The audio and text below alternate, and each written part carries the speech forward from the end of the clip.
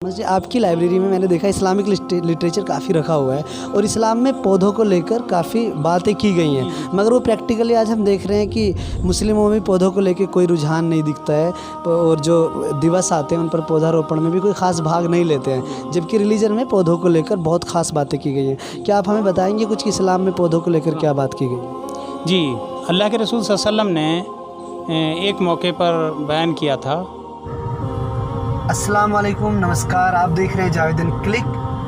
जीवन एक लंबा सफ़र है और इस सफ़र में अगर पेड़ हमारे साथ हैं तो ये सफ़र आसान हो जाता है। ठीक उसी सफ़र की तरह जो सफ़र हम अपनी गाड़ी से करते हैं रोड के किनारे किनारे, अगर पेड़ होते हैं तो ये सफ़र सुहाना हो जाता है। इसी तरह जीवन का जो सफ़र है उसमें भी पेड़ों की उतनी ही ज़रूरत है जितना इस रोड किनारे। जो मैं आपको दिखाऊंगा ना वो आप बहुत ही ध्यान से इस पूरी स्टोरी को देखें, क्योंकि इसमें मैंने पेड़ों को लेकर जो बात तलाशी है ना, कहीं से मुझे एक बात मिली है, वो आपको झकझोर देगी और आपको याद दिलाएगी कि दरअसल पेड़ों का हमारी ज़िंदगी में कितनी अहम जगह है। तो जीवन के किनारे किनारे पेड़ों की मौजूदगी से जीवन आसान हो जाता है, इसमें कोई शक नहीं है। लेकिन आज हमने पेड़ों को अपनी ज़िंदगी में जितनी जगह देनी चाहिए थी वो जगह हम उनसे उल्टा छीन रहे हैं और लगातार पेड़ हम कम करते जा रहे हैं, जो हमको नहीं करने चाहिए। तो इस स्टोरी पर हमने पेड़ों को ही मुद्दा बनाया है, तो इस स्टोरी को आप ज़रूर दिल से देखिए और पेड़ लगाइए और देखिए पेड़ों के बारे में क्या बात निकल के आई है। इस स्टोरी को ज़रूर पूरा देखिए आप और फिर आप पेड़ ज़रूर लगाइए। और अगर आप ये स्टोरी ना भी देखें, आप यहीं पे स्टॉप करें तो प्लीज़ पेड़ ज़रूर लगाएं।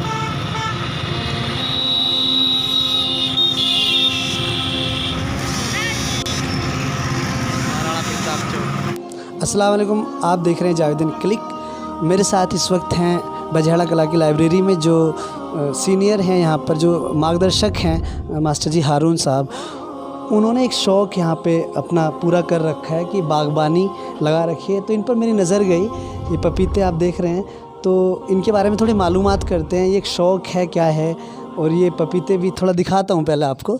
ये शौक़ लोग छोड़ चुके हैं, आजकल तमाम तरह के शौक़ पालते हैं, मगर जो ज़रूरी शौक़ है जो होना चाहिए हर किसी को वो नहीं होता है। तो आप में से किसी को शौक़ पड़ जाए, इसलिए मैं इस पर भी बात करना चाहता हूँ। ये देखिए, ये पपीते आ रहे हैं। ये कितने दिन के पौधे हो गए? ये तकरीबन 2-2.5 महीने के हैं, 2.5 महीने के पौधे हैं और बहुत ही जल्दी इन्होंने अपना ग्रोथ जो है। आपने क्या ख़ास मेहनत की इनके साथ जो इतनी जल्दी तरक्की कर गई? इसमें ख़ास मेहनत तो ये है कि ये फ़ौरन लाने के बाद हमने इन्हें रोप दिया। रोपने के बाद में इसमें अच्छी तरह से हमने खाद डाली है, कूड़ी की खाद डाली है जिसे देसी खाद कहते हैं, उससे इन्होंने बहुत जल्दी ग्रोथ पकड़ी है।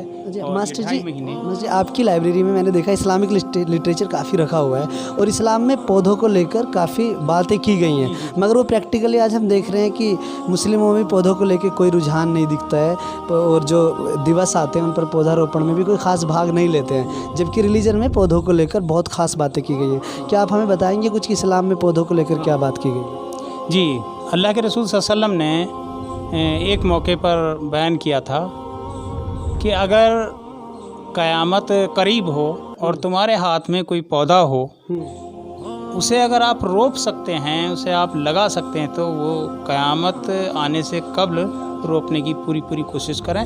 तो इससे बड़ा कोई महत्व मैं जानता हूँ कि कहीं किसी ग्रंथ में या किसी उसमें नहीं पाया जाता जितना अल्लाह के रसूल सल्लल्लाहु अलैहि वसल्लम ने ये दिया है कि पौधे की अहमियत को जताया है। यहाँ तक कि पौधों के नीचे पेशाब करना, पखाना करना या इस तरह की गंदगी गलाजत फैलाना, इससे भी इस्लाम में अल्लाह के रसूल सल्लल्लाहु अलैहि वसल्लम ने रोका है।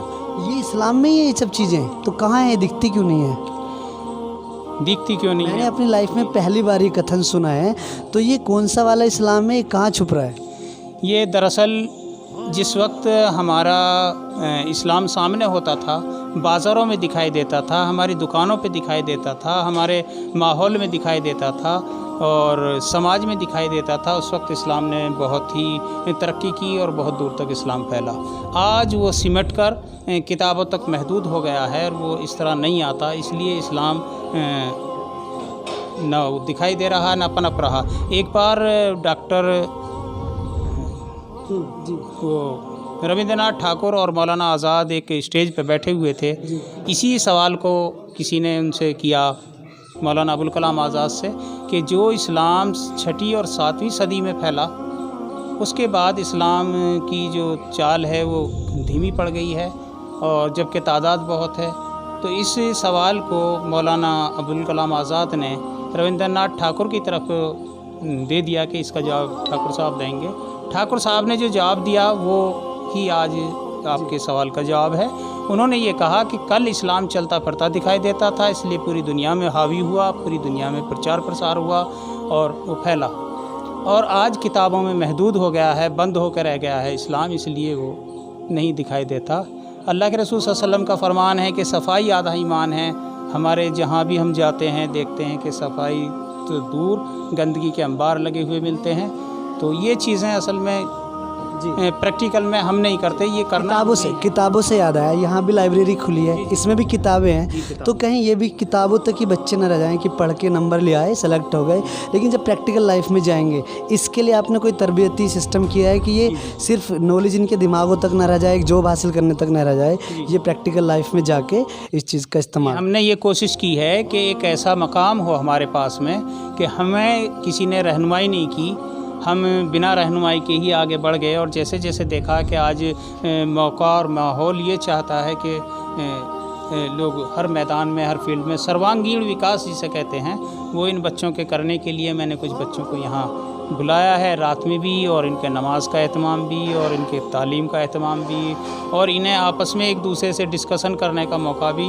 और कुछ लोगों को बाहर से तालीम याफ्ता जानकारों को बुलाता हूँ और इन लोगों का वो कराता हूँ, बीच बीच में बात करते हैं, ये उनसे बात करते हैं, आपस में डिस्कस होता है। तो इस तरह से बच्चे पौधों से लगातार दूर हो रहे हैं हम लोग, लगातार हम प्लास्टिक के पौधे खरीद रहे हैं, ये एक शौक़ चल रहा है, मगर असली पौधे लगाने में बहुत कम रुचि ले रहे हैं। तो इस पर भी बातचीत करते हैं क्या?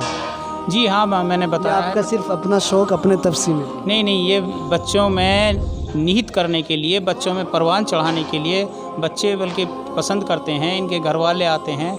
बल्कि एक साहब की वालदा यहाँ आई, उन्होंने कहा तुम इसलिए यहाँ रहते हो कि यहाँ इतना अच्छा माहौल है, इतने अच्छे पेड़ पौधे हैं, फुलवारी है।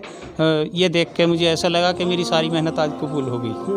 अच्छा, मुझे पौधों से याद आया कि कुछ इस्लाम में, क्योंकि आप लगता है इस्लाम की नॉलेज रखते हैं, तो जंग में भी पौधों को लेकर कुछ बात है, वो मुझे याद ठीक से नहीं आ रही, तो अगर आप उसे रिकॉल करा सकते हैं। अल्लाह के रसूल सल्लल्लाहु अलैहि वसल्लम ने जितनी भी जंग या सराया किए हैं, उसके जो रहबर और लीडर बना के भेजे थे, उनमें हिदायत दी थी कि बहुत सारी 10 हिदायतें दी थी। उनमें से एक हिदायत ये भी थी कि फलदार पेड़ को, सायादार पेड़ को, या किसी भी जिससे फैज़ पहुंचता हो, ऐसे पेड़ पौधों को ना नुकसान पहुंचाया जाए, ना काटा जाए। देखिए, तो ये मास्टर जी हारून थे बजहड़ा कला लाइब्रेरी के मार्गदर्शकों में से एक, फाउंडरों में से एक, जिनसे हमने जाना कि पेड़ पौधों की इस्लाम में क्या अहमियत है, लेकिन वो नज़र प्रैक्टिकली नहीं आती है, किताबों में कैद है, और हमें इसको बाहर निकालना होगा।